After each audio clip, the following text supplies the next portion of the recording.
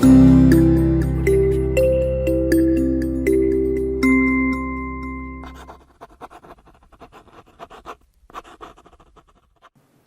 students, welcome to biology class. So last class we discussed about principles of inheritance and variation.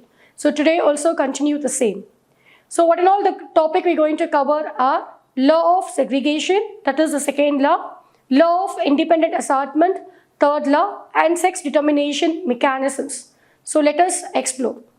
So this is the second law of Mendel, okay, so law of segregation. So what is the law of segregation? This law states that factors or alleles of a pair segregate from each other during the gamete formation such that a gamete receives only one of the two factors. So they do not show any blending. So that only we are going to consider and see in the examples. So according to this law, okay, so the parent involved with the two contrasting character. So one character will be the round and wrinkled. So this contrasting character will be considered to be the seed shape. And next one is based on the seed color, that is yellow and green. Okay. So now the representation as follows. See the round. So for the seed shape we are taking capital R. Okay. And for the wrinkle we are taking the character as small r. So this will be the representation of the seed color. So the seed shape. And next, based on the color, yellow and green, we are taking the capital Y. And here for green, we are taking the small y. So, capital RR, capital YY, and small rr, small yy will be the representation for round yellow and wrinkle green. Now, so when the crossing over echo, what happens? See, the RR, small rr, yy. So, here, capital R, capital Y.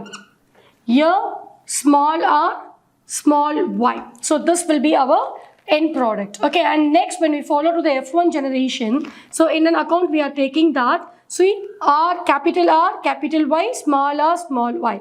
Now, so now you see capital R,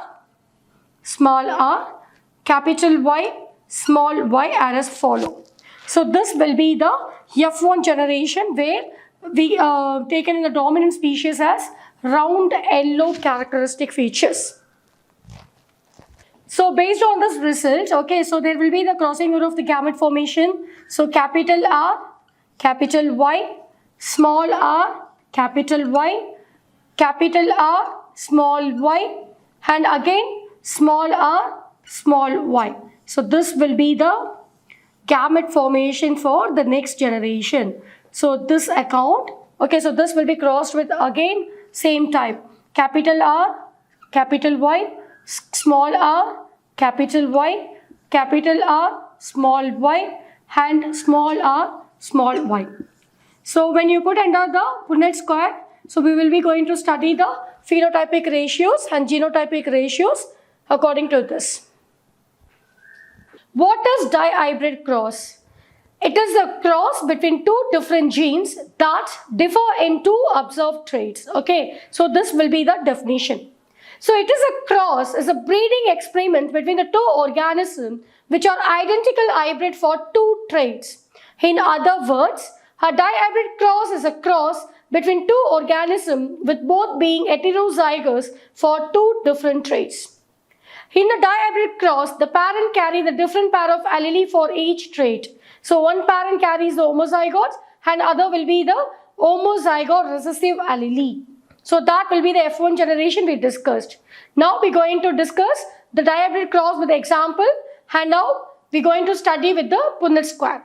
Now we are going to study the result of the F2 generations. Okay, so before proceeding the result, we want to know the procedure. See, the round yellow characteristic features are capital R, capital Y, small r, capital Y, capital R, small y, small r, small y.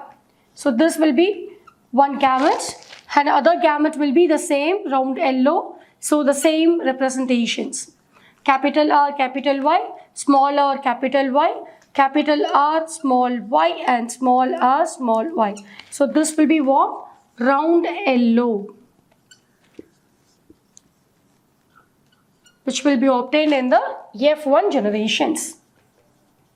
So based on this, we're going to study the phenotypic ratio as well as the genotypic ratios. Okay, now capital R, capital Y. So capital R, capital R, capital Y, capital Y.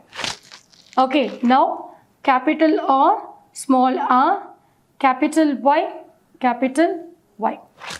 So next one is capital R, capital R, capital Y, small y.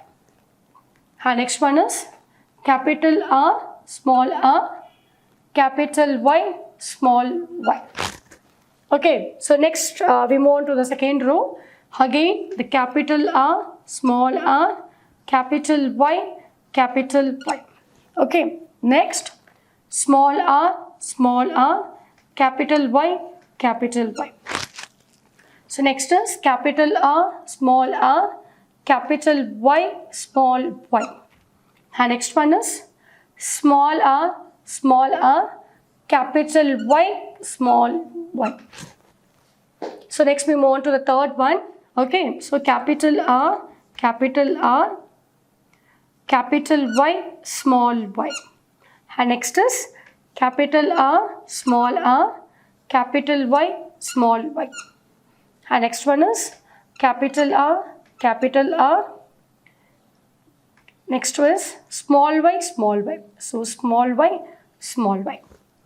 And here is capital R, small y. So next we're going to complete the fourth one. So capital R, capital Y, small y. And next one is small r, capital Y, small y. And next one is capital R, small y, small y. And last see small letter ry and small letter ry. So when you're crossing each other, so you will be getting the result small rr, small yy. So this will be the result of the Punnett square. Now we're going to be categorize the character what it exhibits. So based on this, what is law of segregation? We want to segregate. Yes. See the round yellow character, round green, wrinkled yellow, wrinkled green. So what will be the characteristic representation you want to take? See, if it is the round yellow, you want to be consider that the capital R and capital Y should be present on the trait. Next one is round green. So the following trait should consider the small y.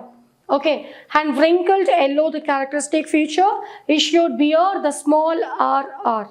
And wrinkled green, every should be in small letter, small r, small y. Come, see, round yellow, capital R, small y. So we want to take in an account as capital R, Y.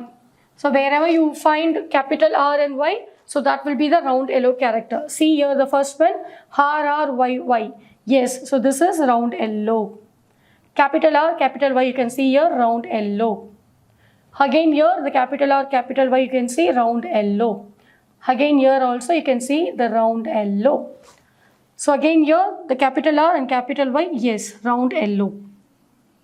Now here you can see the small r, capital YY. So what will be the capital YY representation? So this will comes under the wrinkled green. So here I put the tick mark.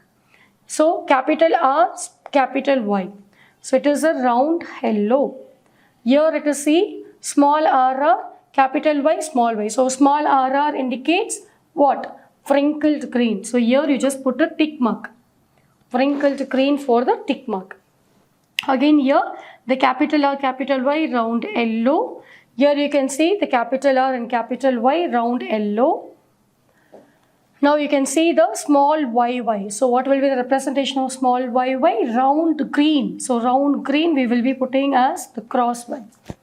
Again here also you can see the small yy. Again it exhibits the round green characteristic features. So again here you can see the round yellow, capital R. So this will becomes under round yellow. Here you can see the small r. So small r will be the description for the wrinkled yellow. Okay, wrinkled yellow. And next will be small r and small y you can study. Here the small y will represent the round green. So round green here I am marking as the cross. And next last will be r r y y. So at last it will be the wrinkled yellow. So this way we want to segregate the characteristic traits. So now you count it. Okay, see, round yellow,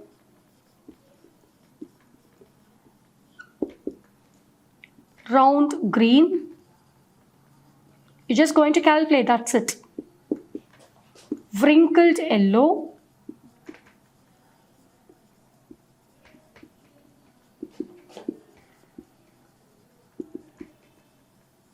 wrinkled green.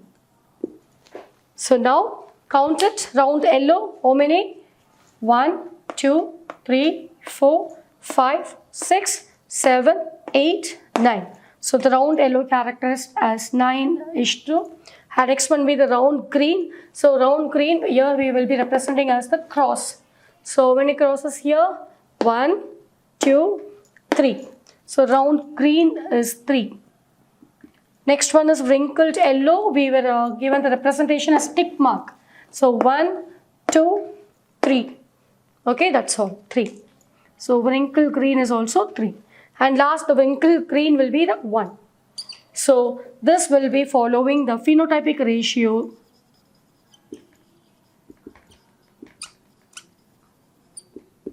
Nine is to 3 is to 1. So this will be the final result for the F2 generation. So F2 generation result accomplished. So this will be the F2 generations. So next we're going to discuss the third law, law of independent assortment. So according to this law, the two factors of each character assort or separate out independently of the factors of other character at a time of the gamete formation and get randomly rearranged, okay, in the offspring, producing the both parental and new combination of character. So that's all about independent assortment law. Sex determination mechanism. So before proceeding this, we want to know about the sex chromosome. See, the sex chromosome is a type of chromosome that participate in the sex determination. For example, if you take the human and most other mammals have two sex chromosomes that will be the feature like X and Y. So X will be the female character and Y will be the male representation character. So while male have both X and Y, the chromosomes in the cells. So as I said before, the chromosomes are of two types. One is autosomes and other one is allosomes. So autosomes and allosomes, autosomes is nothing but the body chromosomes and allosome is nothing but the sex chromosomes. So the sex chromosomes will be involved in the sex determinations. Okay, for example, see, the human bears 23 pairs of chromosomes.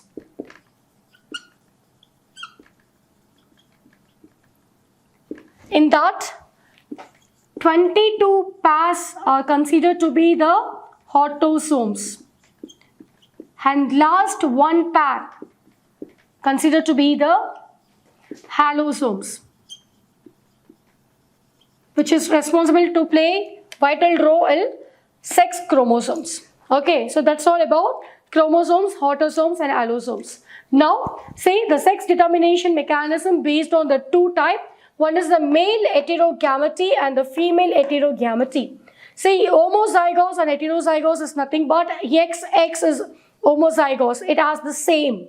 Heterozygous is nothing but XY. Okay, so there will be the different character exhibit. See here the male heterogamety XX XY type. So will be occur in human. XX hexo type will be occur in grasshopper. So here the XX will be the representation of the female. XY is male. This is female and this one is male. So now the female heterogamety ZW the type, ZO type. So Z will be the female and ZW will be the male characteristic features, and ZZ will be the female again, ZO will be the male again. So ZZ to ZW type will be seen in birds, ZZ to ZO type will be seen in cockroach. Okay, so what is sex determination? The finalization of sex at the time of zygote formation is known as sex determination. I repeat, finalization of sex at the time of zygote formation will be result in the formation of sex determination. Sex determination mechanism, now we're going to study about the XX to the XY mechanisms. Okay, see, this will be the parent AA plus XY considered to be the male, AA plus XX considered to be the female. So this will be the gamete transfer occur A plus X, A plus Y, because there will be the gamete occur between X, Y. So A plus X, A plus Y. Okay, and here the female will be the same. A, see here A plus XX. So AX, AX. So it will be the same. So what will be the progeny result? We will be occupied here. You can see the capital A plus XX. That is the female characteristic feature. Here the capital A plus XY. So this will be the XX to the XY type. So it always occurs in the humans. So the male have the X and Y chromosomes along with the autosomes, and the female have a pair of X chromosomes. Now this case will be occur in, see, grasshopper. Okay, the example will be the grasshopper. A, that is XO type to the XX type. Okay, so XX type to the XO type. So actually what will be the changes? See, here instead of AA plus XO, here it represents as Y. So here you want to change as O. Again here the same condition, same mechanism has to be followed. Here again it is XO. This will be the mechanism occurred in grasshopper. Here you can see the same thing will be repeated. Okay, so AA plus XO, AA plus XX. Here the end product will be, the gamete transfer will be A plus X, A plus O. Here A plus X will be the same. Again the progeny will be occupied like AA plus XX and AA plus XO. So XX, XO, the character, that is the male have only one X chromosome beside the autosomes, and the female have the two pair of X chromosomes. So the female bears the two pairs of X chromosome, but the male have only one chromosomes besides the autosomes. So this will be the condition, will be represented as an XX to the XO condition. So next we're going to discuss about chromosomal theory of inheritance. So before proceeding that, we should know what are chromosomes. The chromosomes are thread-like structure of nucleic acid and protein located within the nucleus of the living cells, and are mainly involved in carrying genetic information in the form of gene. So this will be the definition for chromosome. Now we're going to study the chromosomal theory of inheritance. So this theory was given by Boveri and Sutton in the early 1900. It is the fundamental theory of genetics. According to this theory, genes are the unit of heredity and are found in chromosomes. So the chromosomal theory of inheritance was proposed independently by Walter Sutton and Theodore Boveri in 1900. According to this theory, since the sperm and egg cells provide only the bridge from one generation to other, all hereditary character must be carried in them. So this will be the first feature. Second one, the hereditary factors are carried in the nucleus. Third point, like the Mendelian alleles, the chromosomes are also found in pairs. Fourth point, the sperm and egg having haploid sets of chromosomes fuse to re-establish the diploid state. Fifth point, the genes are located on the chromosome in a linear order as there are two chromosomes of each kind in somatic. Okay, so that cells may be like two genes of each kind. And other one will be the halozoic. And later on there will be the discussion on homologous chromosome synapse during the meiosis and get separate to pass into different cells. So this forms the basics of segregation and independent assortment. So gamete receives only one chromosome of each type and thus only one gene for a trait. So that results in paired condition is restored by fusion of gamete. So next topic is about linkage and recombination.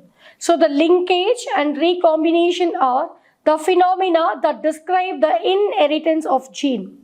So T.H. Morgan carried out several dihybrid crosses in Drosophila melongasta to study the gene that are sex-linked.